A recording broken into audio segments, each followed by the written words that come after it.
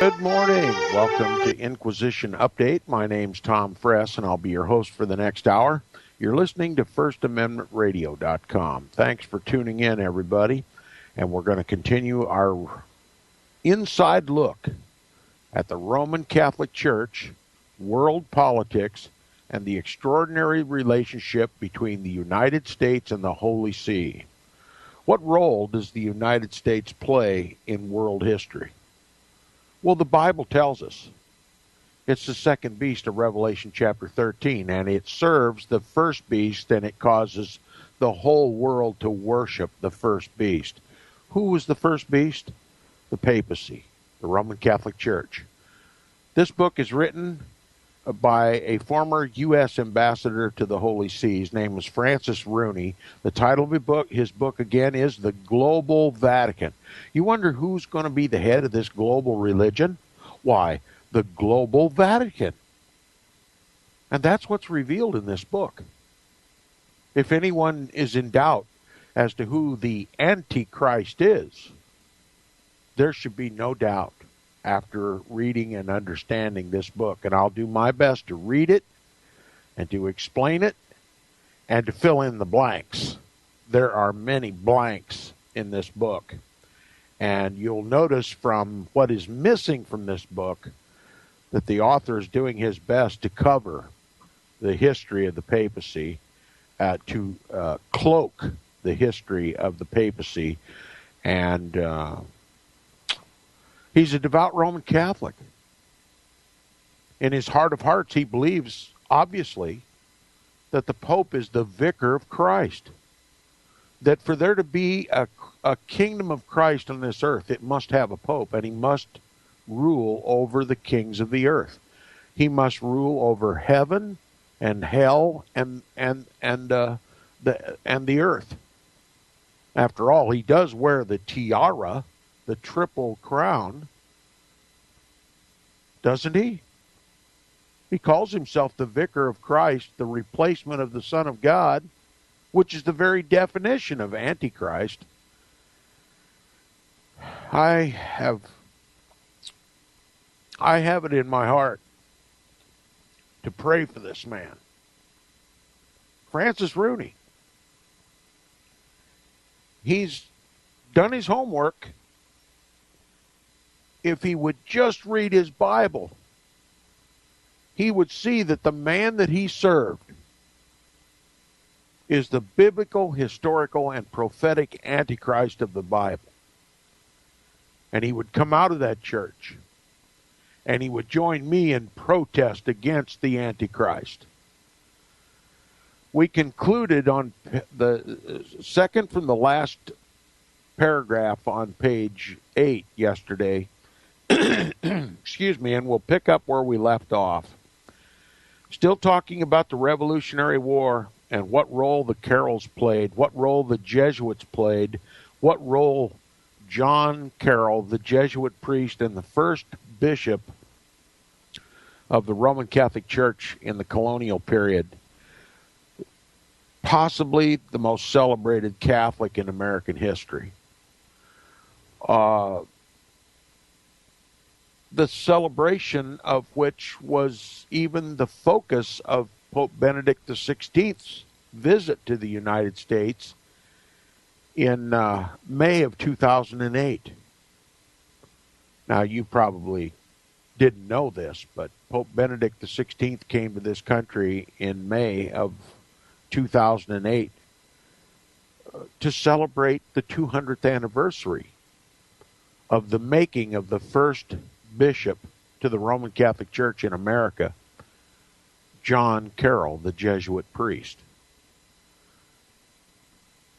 They didn't make much ado about that in the mainstream media. That's why you don't know anything about it. But That was his stated purpose for coming to the country. One of the principal reasons was to celebrate the first bishopric, John Carroll, of the United States of America. But this is how it all started. The American Revolution was initially a mixed blessing for Roman Catholics living in the colonies. On the positive side, all the talk of liberty raised the promise of new freedoms, including freedom of religion. That is, freedom to practice Catholicism. That's what it meant to John Carroll. That's what it meant to Charles Carroll. That's what it meant to many of the quote-unquote founding fathers. Freedom of religion for Roman Catholics, who prior to the Revolution had been suppressed. It was illegal to practice Roman Catholicism. Popery was, well, the greatest of evils to be feared. So what was the Revolutionary War all about? It was all about religion. It was all about Roman Catholicism, separating the colonies from Protestant Great Britain. The colonies were overwhelmingly Protestant. Catholicism was suppressed. If there was any hope for an American Roman Catholic Church, if there was any hope for the Pope to rule over the king of this country, well, there had to be Catholics living in the land. And they had to grow in strength and power and control in Washington, D.C. And they had to, by law, make us Catholic, to fashion the civil laws after Roman Catholic canon law. That's how you make a nation Catholic, with or without their consent. And that's exactly the history of the United States, and it began here. The struggle for religious liberty in the United States was not a struggle to make religious liberty for Protestants. It was to make religious liberty for Catholics, liberty to practice Catholicism. He said, one auspicious sign, Charles Carroll, though still unable to vote, attended the First Continental Congress in Philadelphia in 1774. And I ended yesterday's broadcast by asking the question, how is it that the greatest of evils to be feared, Roman Catholicism, first citizen, a Jesuit-trained Charles Carroll of Carrollton, was allowed to attend the Continental Congress in Philadelphia when he wasn't even allowed to vote in his own colony, Maryland? There's some extraordinary influence going on here. There's no other way to explain how Charles Carroll was allowed to participate in the Continental Congress, the first Continental Congress in Philadelphia in 1774, were there not some underhanded dealings going on? Who was there at the First Continental Congress to protest the representative of the biblical, historical, and prophetic Antichrist of the Bible, the papacy, the representative of the Pope at the First Continental Congress in Philadelphia in a almost completely Protestant land? Somebody's got to scratch their head and say, what is going on? All right? The fact that Marylanders were apparently putting their faith in a Catholic was a step in the right direction, says the author. But along with anti-British sentiment came, ironically, a new wave of anti-Catholicism. See, some people, true to their Protestant faith, knowing that Britain was Protestant and that the colonies were rebelling against Protestantism, instead of protesting the rebellion, protesting the revolution, tried to remind the overwhelmingly Protestant population at the time the history of the Roman Catholic Church, the biblical identity of the Antichrist, the papacy. Protestants were still protesting. And they stirred up a new wave of anti-Catholicism, anti-popery, anti-Christ, if you will. There was still an urgent warning from many wise, biblically wise, and historically wise colonists that Rome was the greatest of evils to be feared in this new land. He says this was generated mainly by the Quebec Act, passed by Parliament in the summer of 1774. Remember I told you yesterday, the book that I read here on Inquisition Update some years ago, called The Ark and the Dove, admits that Charles Carroll boarded ship, left the Chesapeake Bay, and went to England, and spent a great deal of time in England, but didn't bother to tell us what he did there. Well, I surmise logic dictates, common sense demands that Charles Carroll, the first citizen, the most powerful and influential Roman Catholic in the colonies at the time, the instrument of the papacy, the age-old, he came from a family that had distinguished itself and made itself filthy rich by being mercenaries for the Pope. His whole history was marked as crusaders for the Pope, conquering lands for the Pope, Ireland being just one. And this Charles Carroll, allowed to participate in the Continental Congress in Philadelphia, 1774. I'll tell you what he did when he was in England. He was together with the Jesuits. He was together with leading Freemasons in Parliament, and they together hatched a plan that would foment a revolution and separate the colonies from Protestant Great Britain. Intolerable acts, they called them.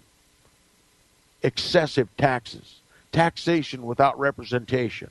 And the Quebec Act, which just gobbled up the whole Ohio River Valley, a vast portion of this new land, so-called, and just gave it to Canada. Land that obviously belonged to this new nation.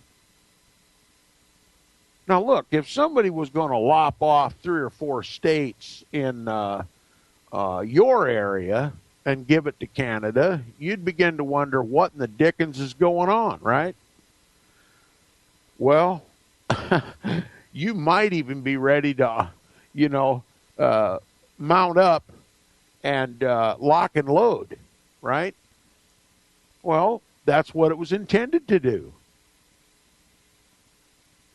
And it had the cooperation of the Parliament in Britain, which is supposed to be Protestant. Don't you think they knew that the vast majority of the colonists were Protestant? And here they do that which is just inexplicable. Abuse of these Protestants in this new land, giving their land away to Roman Catholic Canada, guaranteeing the right of Canadians to be Roman Catholic and practice their religion in Canada. A lot going on here that simple logic doesn't explain unless you understand the mission that is America, the Jesuit mission called America, and the lengths to which they will go to accomplish their mission. And Charles Carroll was Jesuit educated. He knew who his allies were in the British Parliament. He knew the Jesuits were going to foment this revolutionary war, and he was going to help on our side of the fence, right in our own land. Now do you get a concept of the phrase, the greatest of evils to be feared?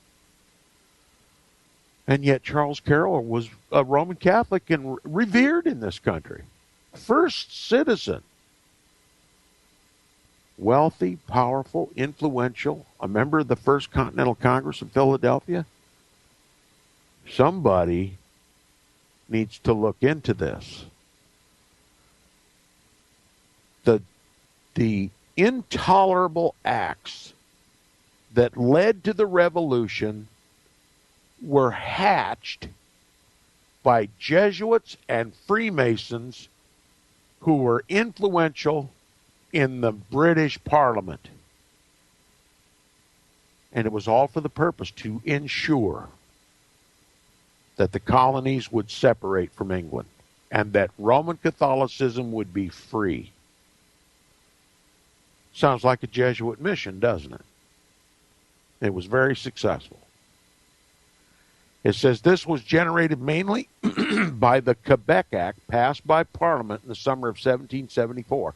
The Quebec Act, usually lumped among the intolerable acts as they are called, was a blatant attempt by the British Parliament, supposedly Protestant, the British Parliament to seek support from the Canadian provinces. They wanted help from the Canadians. But the Canadians are Catholic. Montreal is Catholic. The official religion, as it were, in the government of Canada is Catholic, Roman Catholic. It says, recognizing that much of settled Canada was still French-speaking and very much Catholic, as it had been under French dominion.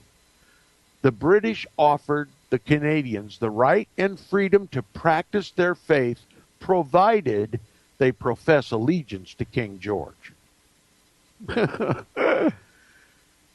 So you got England, supposedly Protestant, making deals with Roman Catholic Canada. We're going to let you practice Catholicism. We're going to make Canada Catholic. All you got to do is pledge allegiance to the king. We're going to even take off a huge bite out of the West, out of the Ohio River Valley, and we're going to give it to Canada. Okay? What do you think the colonists thought of that? The King of England, supposedly Protestants, lopping off this huge bite of land and giving it to French Catholic Canada? Say, something doesn't make sense here. Something's going on. It says the act also included a provision to hand over frontier territory to Quebec's Catholics, land that many Americans believed was rightfully theirs and which would eventually become part of the United States. That's the Quebec Act. Just giving over vast tracts of land to the French Canadians, the French Catholic Canadians. Now, the response to the Quebec Act in the colonies was outrage, as one might imagine. Anti-British rhetoric now blended with long-simmering fears of popery. All right, already they're afraid the Pope is in control of the British Parliament. The Pope is in control of the King of England. I mean, after all, he's given all this Protestant land to Roman Catholic Canada. And they're imposing upon us unfair taxes, on and on and on. You know, Charles Carroll had to be sitting at his desk in his fancy, beautiful mansion, the most exquisite mansion in the colonies at the time, sitting at his desk in his office just licking his chops. It's all coming together. In October of 1774, the Continental Congress, in an address written by John Jay, later the first Chief Justice of the United States Supreme Court, issued dire warnings of a conspiracy between the English monarchy and the Roman Catholic Church. Citing the Church's propensity for, quote, impiety, bigotry, persecution, murder, and rebellion, unquote, Jay insinuated that the Pope intended to help Britain enslave Americans. John Jay insinuated that the Pope intended to help Britain enslave Americans. Jay was hardly alone among the quote-unquote founders in promoting anti-Catholicism. Even so fair-minded a man as John Adams scorned Catholics as, quote, poor wretches fingering their beads, in reference to the rosary, obviously, as he wrote home to his wife Abigail after attending a mass in Philadelphia the same October that John Jay issued his address. So, in response to the suspicion that the greatest of all evils to be feared, the Pope, was in cahoots with the Parliament in Great Britain, anti-Catholicism sprang up. Just as some anti-Catholicism, not much, but a little anti-Catholicism beginning to spring up now, because some of us begin to suspect the Pope is involved in what's going on in this country and the world. The New World Order is papal, okay? It's not the corporations. I'm sorry. The corporations are being used to help, but the top of this new pyramid in the New World Order is Satan's vicar, the vicar of Satan on earth, the papacy. You know, sometimes I sit here and I'm thinking, people are listening to me talking and probably thinking I'm overstating. Would it be an overstatement if you remembered the hundreds of millions that the papacy has slain over the last 2 millennia? God-fearing, Bible-believing Christians burned at the stake, emasculated, run through with spears, impaled upon stakes, stretched on the rack, starved to death in dungeons, waterboarded. Have you ever seen the instruments of torture used by Rome over the last 2 millennia? I've got a book that was given to me as a gift from a Protestant showing high-gloss photographs of those instruments of torture. Thumb screws, knee screws, a mechanism called the Virgin Mary, where they would put you inside and then close the door and impale you with innumerable spikes. How many hundreds of millions had their eyes gouged out? How many were fed to dogs? How many of their children were disgraced in front of their parents, and their parents disgraced in front of their children? How many houses burned? How many churches burned? How many inquisitions? How many crusades? And history cannot account for the horror that has been the Roman Catholic Church to God's people. Would I sound like I'm overstating things if you had a concept of how many poor, suffering followers of Jesus have died at the hands of the Antichrist over the last 2 millennia? Would you still think me a radical fundamentalist? Would you still think me a Bible-thumping extremist? Or a realist?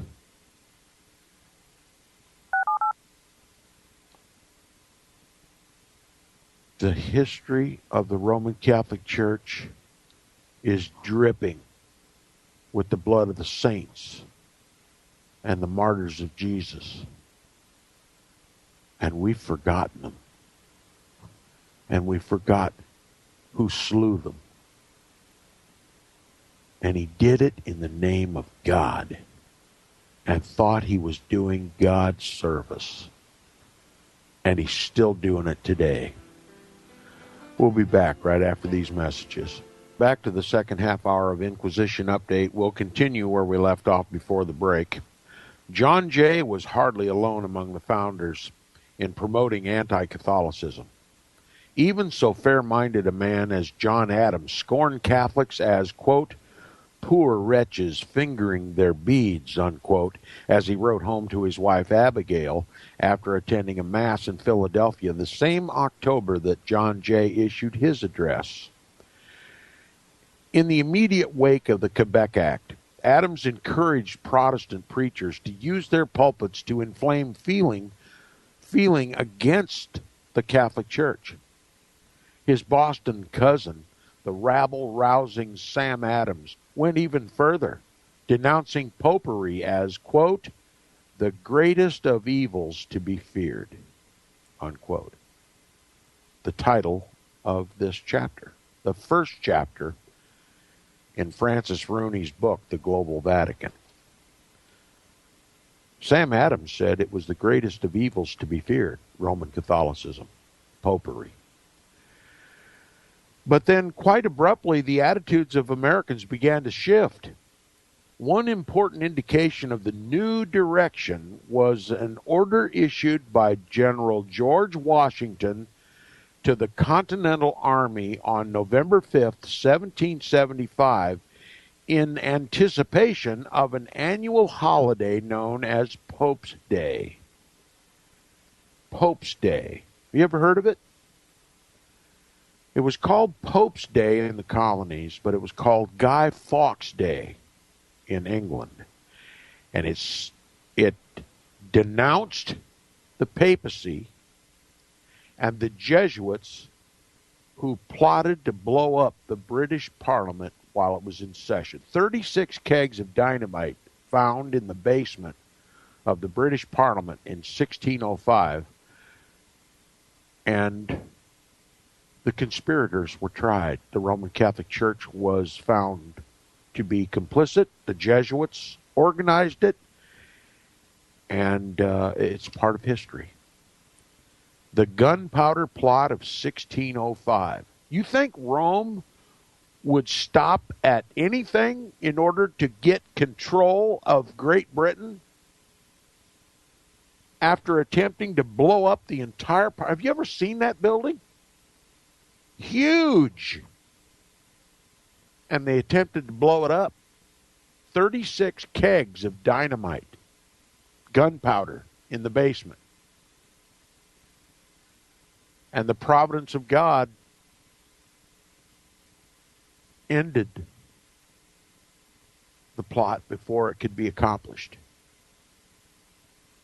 Great Britain was to be Protestant. So were the colonies. But General George Washington, believed by many to be a Protestant, thought it repugnant for American soldiers to observe Pope's Day, Guy Fawkes Day.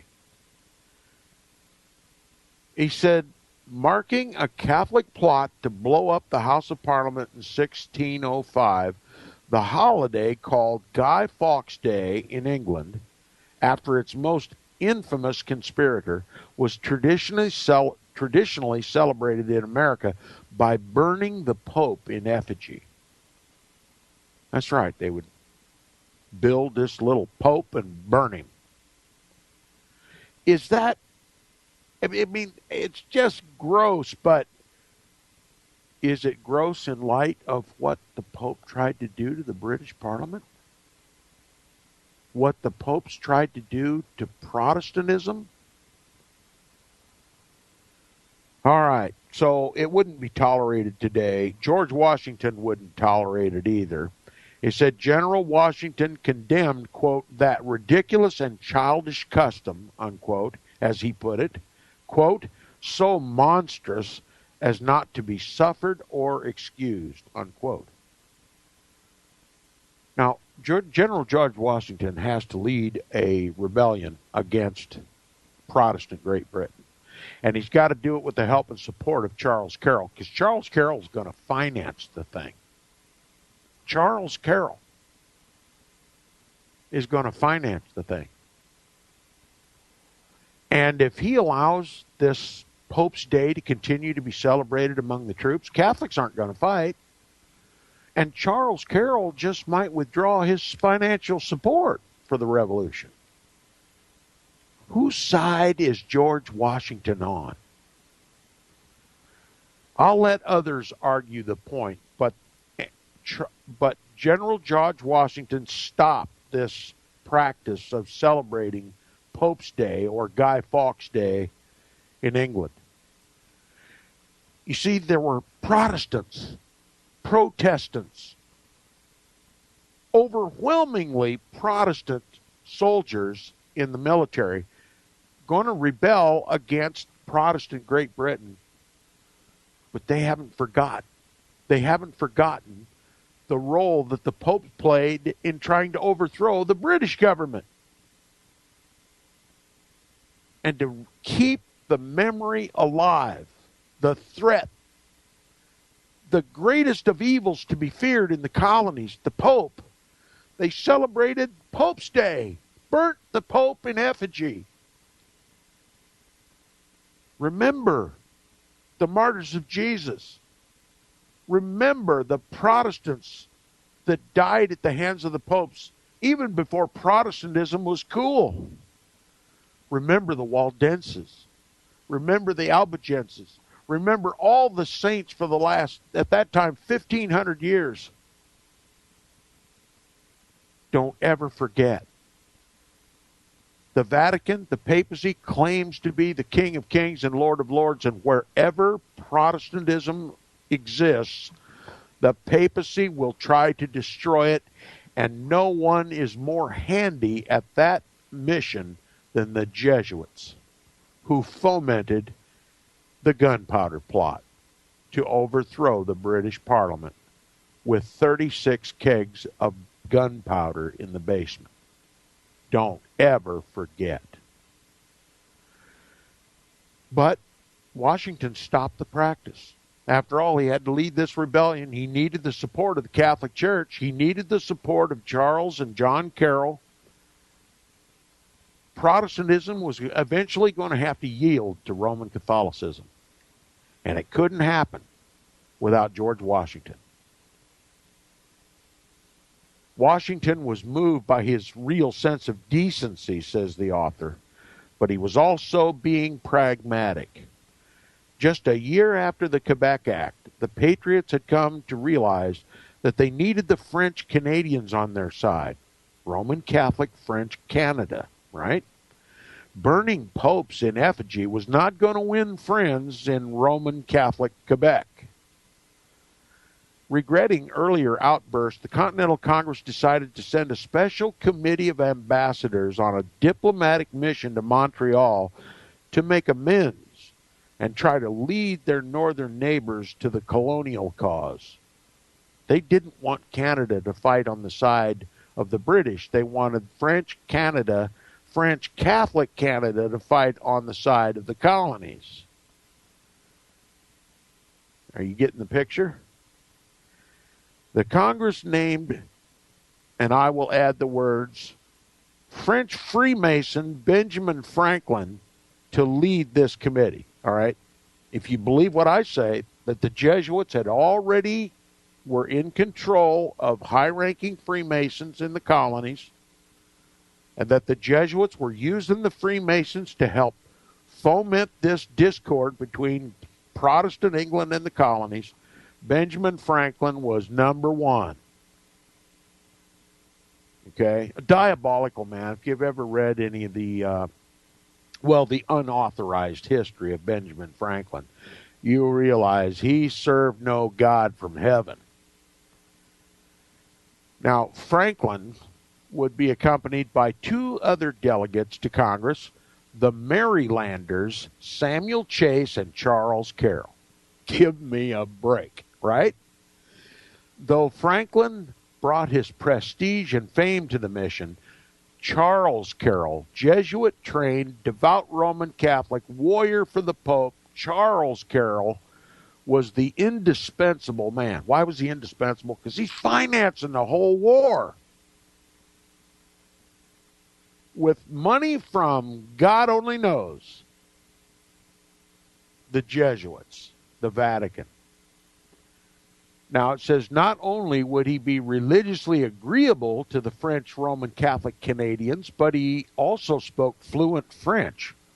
How did he come about to speak French? Well, he got his education at St. Omer's in Flanders, France. John Adams, who had so recently dismissed Catholics as, quote, simple and ignorant, unquote, had to admit that Charles Carroll was neither, okay? Was neither simple nor ignorant. No, he was Jesuit trained. He knew where this whole war was going to go. It was his war. He had to admit that Charles Carroll was neither ignorant nor simple. In a letter to Abigail dated February 1776, Adams described Carroll as a man, quote, of great abilities and learning, unquote, as well as a, quote, zealous supporter of the rights of America, in whose cause he has hazarded his all, unquote. What's Charles Carroll's cause? Not liberty for you and me. Liberty for Roman Catholics in an overwhelmingly Protestant colony. Now, before sending the expedition off to Canada, Congress also resolved that Charles Carroll would ask his cousin, do tell, Father John Carroll, to accompany the group. So you got Benjamin Franklin bringing all the prestige, who was a diabolical, Luciferian, satanic worshiping, Jesuit warrior, Freemason. Okay? Big time French Freemason. A Jesuit under another name, if that's what you want to call it. Okay? That's what I call it. Freemasonry, when somebody mentions Freemasonry, I see behind all the Freemasons Jesuits lined up. The Freemasons are just simply, a multiplying agent for the Jesuits. Most Freemasons don't have a clue what Freemasonry is really all about. But they don't have to know. See, they're compartmentalized. They just do what they're told. They just assemble their little component of the bomb and have no idea what it's ultimately going to produce. They swear secret oaths. They hold secret proceedings, never understanding what they're all about. They're just cadavers being used to build something, a new world order. The Jesuits are the ones who write the oaths and write the rituals and condemn these men to a life of service to Antichrist. Freemasonry is just Jesuitism under another name. You've got a Freemason and you've got Jesuit Charles Carroll and Jesuit John Carroll going to French Canadian Catholic country for the Continental Congress of all things. Now, like Charles, John spoke fluent French and Latin. Okay, in addition to France, he spoke Latin. Why? Because he was Jesuit trained. I mean, that's how they speak. They speak in Latin so nobody else can understand what they're saying. He's Roman Catholic. Latin is the language of the priest. He's a Jesuit priest. So while he's in Canada, if he wants to say something to another Roman Catholic Jesuit trained Catholic Canadian, he can speak in Latin. Nobody can understand what he's saying. See the double dealing going on here? Like Charles, John spoke fluent French and Latin, which would be useful, he says. You bet it's useful if you can speak a language nobody else but a Jesuit can understand. Nor would it hurt that he was a Catholic priest. John Carroll appreciated the, quote, distinguished and unexpected honor, yuck, yuck, of the invitation, but he had doubts about the chances of the mission's success and his own credentials as a diplomat. Let me tell you something. When you spend 27 years, 27 consecutive years under intense Jesuit training, can you imagine going to college for 27 years? When John Carroll graduated from that 27-year education, you can bet your bippy he was more than qualified to be a diplomat. Diplomacy is, well, one of the sharpest knives in the Jesuit drawer. Diplomacy. That's how they manipulate the world. Diplomacy. It's an art of war.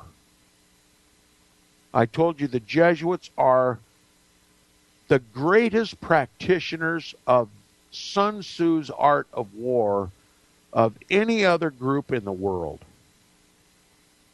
Diplomacy is one of their most secret weapons. And here John Carroll is flattered for this unexpected invitation. About as unexpected as Santa Claus on Christmas, right? Right? Despite his hesitation, he agreed to go. It's like being late for your own party, right? He says the four Americans, let me correct this. The four papists departed from Philadelphia in the early spring of 1776 to commence an arduous journey north overland to New York, then along the Hudson River to Albany, and across Lake Champlain to Montreal.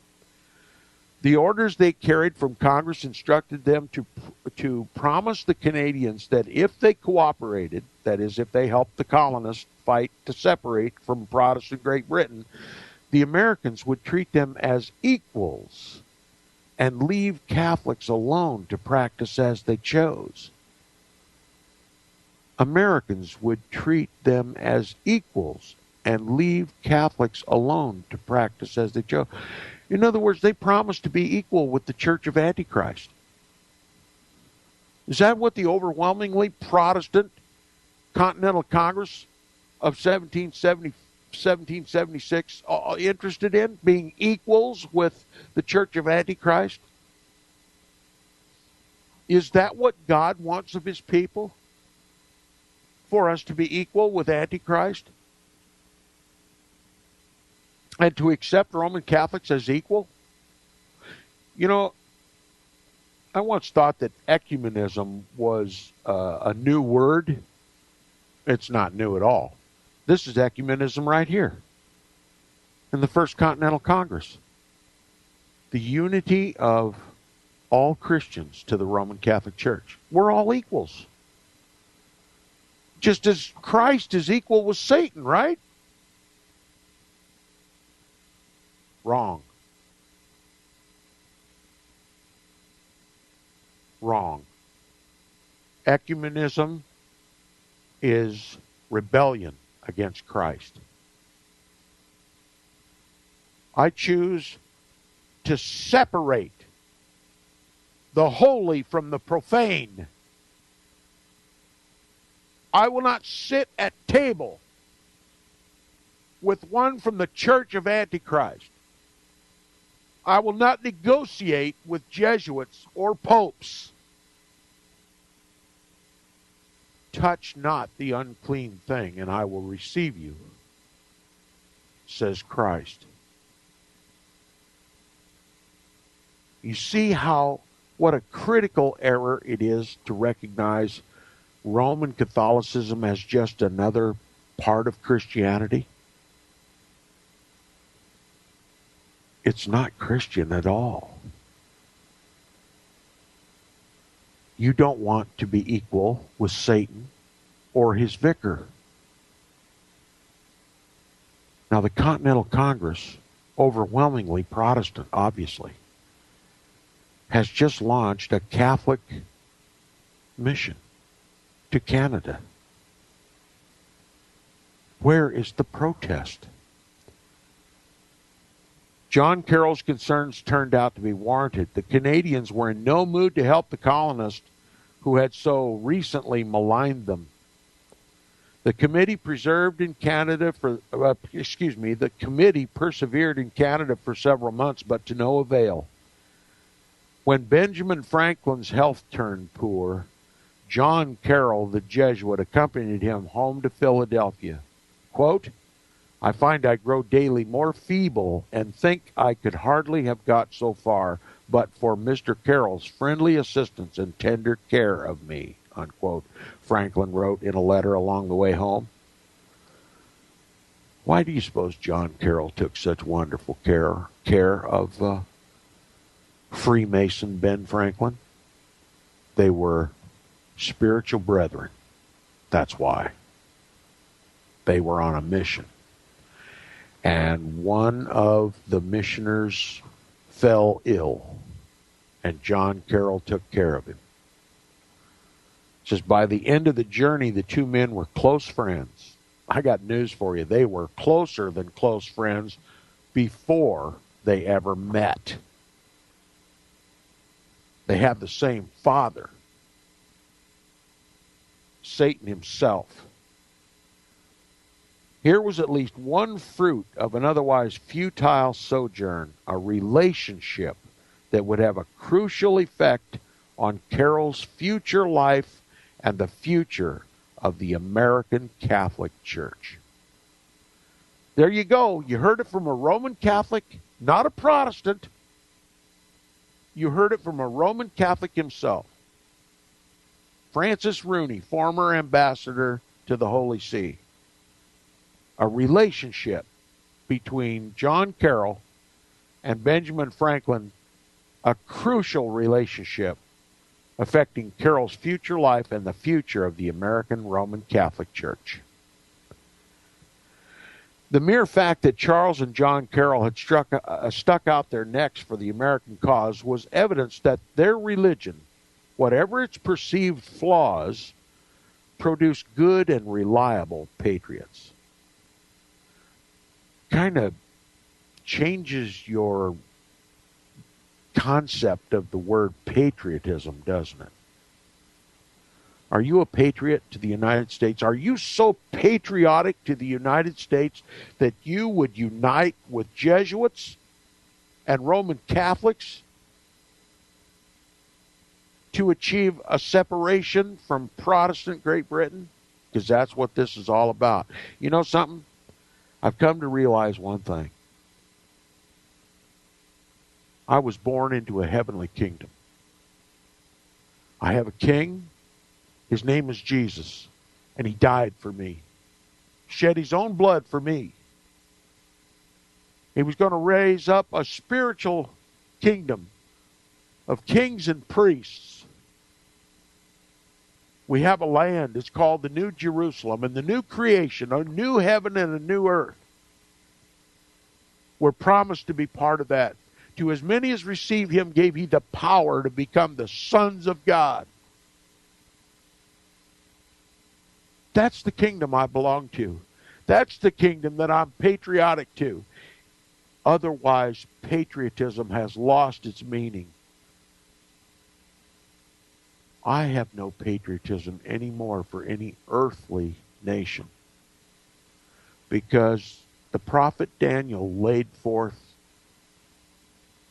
the facts of life.